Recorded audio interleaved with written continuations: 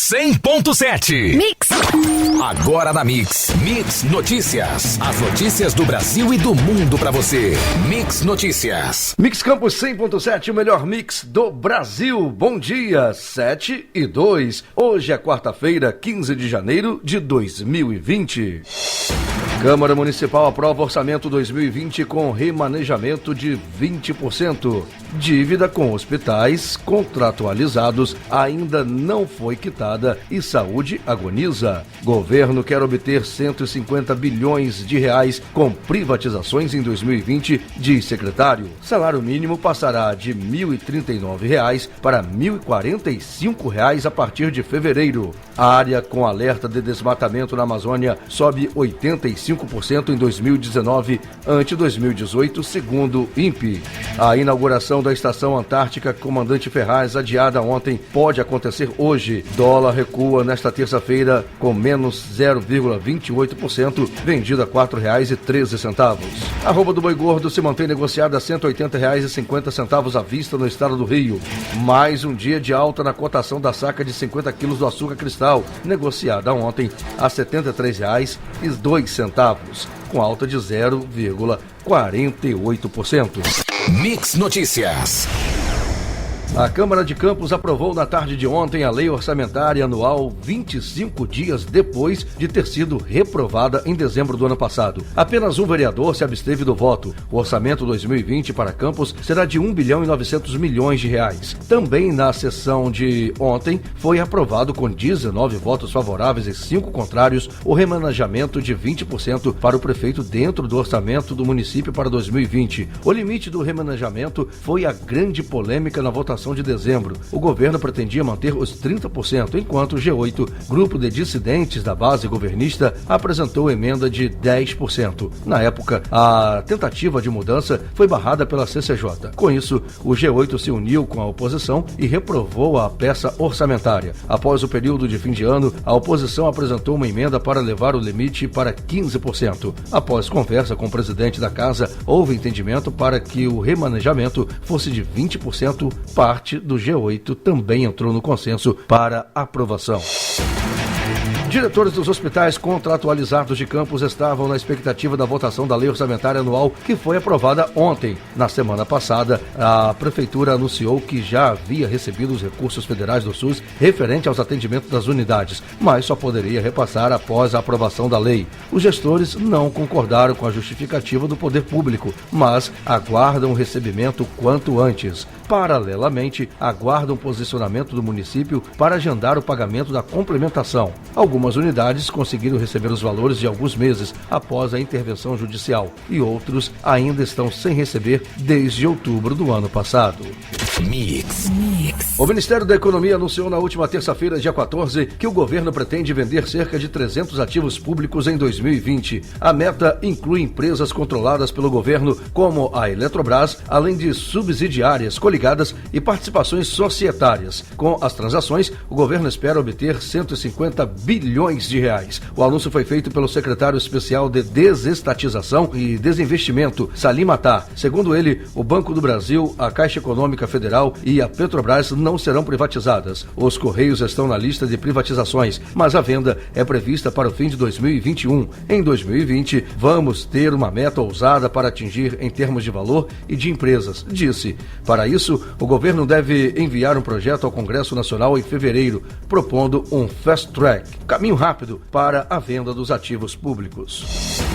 O presidente Jair Bolsonaro informou nesta terça-feira, dia 14, que o governo reajustará o valor do salário mínimo de R$ 1.039 para R$ 1.045. Segundo Bolsonaro, o valor valerá a partir de 1º de fevereiro. O anúncio foi feito em uma entrevista coletiva na sede do Ministério da Economia, onde o presidente se reuniu com o ministro Paulo Guedes. Uma reunião tranquila, coordenada pelo Paulo Guedes. Tivemos uma inflação atípica em dezembro. Não esperávamos que ela fosse tão alta assim. Foi basicamente da carne e tínhamos que fazer com que o valor do salário mínimo fosse mantido. Então, ele passa, via medida provisória, de R$ 1.039 para R$ 1.045 a partir de 1º de fevereiro, afirmou o presidente. O objetivo com a medida é evitar perdas inflacionárias. Isso porque, ao fixar o valor do salário mínimo em R$ 1.039, o governo se baseou na projeção do mercado financeiro para o Índice Nacional de Preços ao Consumidor do ano passado. O INPC serve de base para o cálculo do salário mínimo. Na semana passada, porém, o IBGE informou que o INPC ficou em 4,48%, acima do percentual previsto. Com isso, na prática, o reajuste do mínimo para R$ 1.039 ficou abaixo da inflação. Mix Notícias. A área com alertas de desmatamento na Amazônia Legal em 2019 aumentou 85,3% na comparação com o ano de 2018. Os dados foram registrados por sistema desenvolvido pelo Instituto Nacional de Pesquisas Espaciais. Divulgados publicamente pela plataforma Terra Brasilis, os dados mostram que, de janeiro a dezembro do ano passado, a área com alertas chegou a 9.165,6 km². Já em 2018, o número foi de 4.946,37 km². Os alertas diários são emitidos pelo Sistema de Detecção de Desmatamento em Tempo Real e servem para embasar ações de fiscalização do IBAMA. Já os dados oficiais são do Programa de Monitoramento da Floresta Amazônica Brasileira por Satélite, o PRODES. Essas informações apontaram que a área desmatada na Amazônia Legal foi de 10.311,36 km² entre agosto de 2018 e julho de 2019. A inauguração da Estação Antártica Comandante Ferraz, prevista para ontem, foi adiada por conta do mau tempo. A Marinha do Brasil divulgou em nota que a inauguração deve acontecer hoje, ainda sem horário confirmado. O deslocamento das autoridades que saíram do aeroporto de Punta Arenas, no Chile, para a Antártica não foi possível por conta das condições meteorológicas. O vice-presidente Hamilton Mourão está na comitiva, junto do ministro Marcos Pontes, da Ciência e Tecnologia. Os chefes das pastas de Defesa e Infraestrutura, representantes da Marinha e outras autoridades também estão. Os brasileiros tiveram voo cancelado porque não há janela ou tempo aberto no aeroporto da base chilena na Antártica, onde estava previsto o desembarque. O céu está encoberto na região da ilha Rei George e as condições não permitem pousos. ZYL 865, emissora integrante à rede Mix de Rádio 100.7. O governo aumentou a projeção para o crescimento da economia para 2019 e 2020. A estimativa do Produto Interno Bruto, o PIB, soma de todos os bens e serviços produzidos no país, de 2019, foi revisada de 0,90% para 1,12% para 2020. A previsão é que o PIB tenha expansão de 2,40%, ante a previsão de 2,32%. De acordo com a pasta, os indicadores de atividade têm apresentado resultados acima da expectativa de mercado, especialmente nos setores de serviços, comércio e construção civil, o que explica as revisões para cima das projeções para o crescimento econômico. A liberação de recursos do Fundo de Garantia do Tempo de Serviço, FGTS, também foi fundamental para estimular a economia. No segundo semestre de 2019, uma parcela fundamental da retomada do crescimento veio dos estímulos dados pela liberação dos recursos do FGTS, que deve se estender ao longo do primeiro trimestre de 2020. Além disso, a criação do saque aniversário tem o potencial de mudar as perspectivas nos mercados de trabalho e potencial de mudar também o crédito, impulsionando a economia nos próximos anos, diz o boletim. Menos de um ano depois de ter sua proposta de delação premiada rejeitada pela Procuradoria-Geral da República, o empresário Eike Batista voltou a negociar uma nova tratativa com o órgão. Eike deixou a prisão em agosto de 2019 e foi para a casa dele, no Jardim Botânico, na zona sul do Rio. O empresário foi preso na Operação Segredo de Midas, cujo objetivo era buscar provas sobre a manipulação do mercado e de capitais e lavagem de dinheiro para o esquema do ex-governador Sérgio Cabral. Ele já havia sido preso em janeiro de 2017. Na ocasião, a acusação era de corrupção ativa e lavagem de dinheiro. 4 meses depois, Gilmar Mendes o libertou. O empresário, que já foi o homem mais rico do Brasil, foi condenado a 30 anos de prisão, mas continuava solto. E atenção, a equipe Mix, em contato com a Polícia Rodoviária Estadual, que faz a cobertura da RJ 216, a Campos Farol, conseguiu apurar que todo o trajeto da Caminhada da Fé, feita pelos romeiros na madrugada de ontem para hoje, em direção ao distrito de Santo Amaro, na Baixada Campista, não houve nenhum tipo de incidente que tenha chegado ao conhecimento dos policiais de plantão que deram suporte aos fiéis. Mix Notícias. A Polícia Militar do Rio de Janeiro apreendeu 505 fuzis em todo o ano de 2019. O número é o maior registrado até hoje. O recorde anterior era de 2017, quando 382 fuzis foram apreendidos. A marca já havia sido atingida em setembro. O número total de armas apreendidas em 2019, segundo a Secretaria de Polícia Militar, foi de 8.400. No ano passado, também aumentou a apreensão de fuzis em São Paulo. De janeiro a novembro de 2019, foram apreendidas 200 armas desse tipo, enquanto que no mesmo período de 2019 foram 164. Segundo estimativas da Polícia Civil, o Rio é a cidade com mais fuzis no Brasil. De 3 a 3.500 dessas armas estariam nas mãos dos criminosos.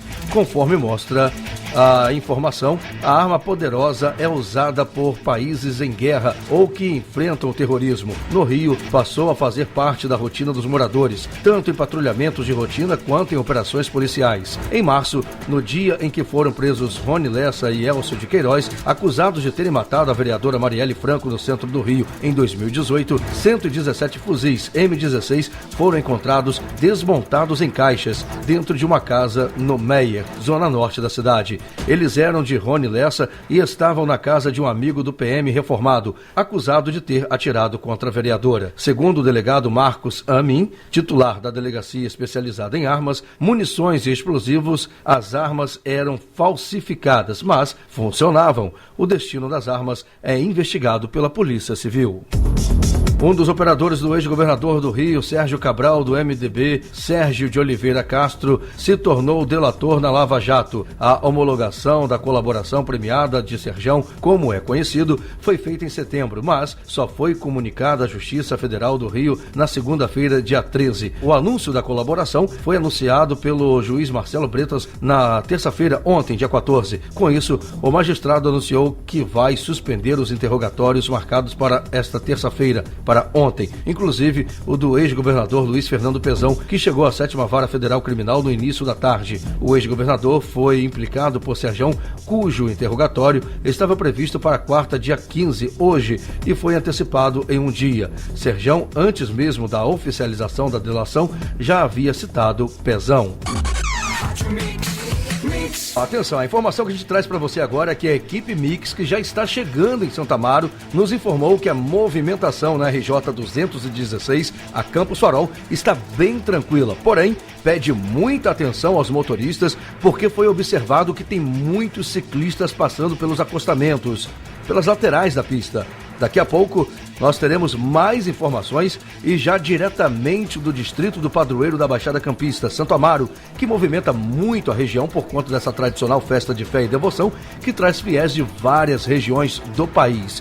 Mix Notícias. O destino dos Correios pode ser a liquidação total se a privatização ou abertura de capital da estatal não se mostrarem economicamente viáveis. A medida está entre opções a serem estudadas. Um parecer técnico sobre o futuro da instituição será feito este ano e enviado para apreciação do presidente Jair Bolsonaro. Os Correios detêm um monopólio constitucional apenas das correspondências, ou seja, a entrega de cartas, mensagens e telegramas. Com o avanço da tecnologia e o uso dos meios digitais para a comunicação, o serviço está em declínio. Todos os estados do Nordeste, assim como o Espírito Santo e Rio de Janeiro, poderão ter um surto de dengue a partir de março de 2020, afirma o Ministério da Saúde. A dengue é uma doença sazonal e o quadro é dinâmico e pode mudar em pouco tempo. Mas, no momento, os 9 estados do Nordeste e as regiões do Sudeste, com grande contingente populacional, pouco afetadas em 2019, estão no nosso alerta, afirmou o porta-voz do Ministério da Saúde, Roberto Said. O Brasil registrou 1.540 54.987 casos de dengue no ano passado, com 782 mortes, segundo dados da pasta, um aumento de 488% em relação a 2018, um ano considerado atípico pelo Ministério. Segundo o site, 2017 e 2018 foram anos com poucos casos de dengue quando comparados a 2015 e 2016. Isso aconteceu porque circulou em todos estes anos o mesmo sorotipo do vírus da dengue e quando uma pessoa é infectada pela dengue, ela estará imune àquele determinado sorotipo para sempre, mas não aos outros sorotipos da doença. O ministro do Meio Ambiente, Ricardo Salles, trocou a pessoa responsável pela avaliação do impacto ambiental de agrotóxicos dentro do IBAMA, um dos 3 órgãos responsáveis pelo registro de pesticidas no país. Em publicações no Diário Oficial da União, na última sexta-feira, o governo exonerou a servidora de carreira Marisa Zerbeto e nomeou a engenheira agrônoma especialista em saúde ambiental Juliana Carvalho Rodrigues. Segundo a assessoria do Ministério do Meio Ambiente, a exoneração é uma decisão do presidente do IBAMA em sua prerrogativa de trocar integrantes de sua equipe.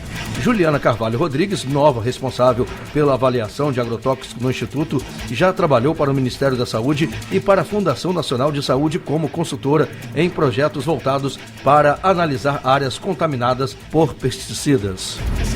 O Dia de Santo Amaro, padroeiro da Baixada Campista, comemorado hoje, dia 15 de janeiro, feriado na cidade, tem homenagem no Museu Histórico de Campos com a mostra A Fé Não Costuma Falhar. Esta é a primeira exposição do ano no museu. A mostra conta a história de pedidos feitos ao santo e expõe objetos doados às divindades por fiéis como forma de agradecimentos. Durante o verão, a visitação acontece de terça a sexta-feira, das 10 da manhã às 5 da tarde. A mostra não abre aos sábados e domingos. Segundo a historiadora e gerente do Museu Histórico de Campos, a exposição conta com grande variação de ex-votos que foram cedidos pela Igreja de Santo Amaro para ilustrar a tradicional crença popular da cidade. O Museu Histórico de Campos funciona no Solar Visconde de Araruama e está localizado na Praça do Santíssimo Salvador, número 40, no centro. E atenção, a equipe Mix que está em Santo Amaro, em conversa com ambulantes que estão trabalhando na festa, constatou também, através de informações dos mesmos, que esse ano tem uma quantidade menor de pessoas trabalhando com suas barracas. A maioria acredita que isso está acontecendo pelo fato de ter tido pouca divulgação das autoridades competentes se comparado aos anos anteriores.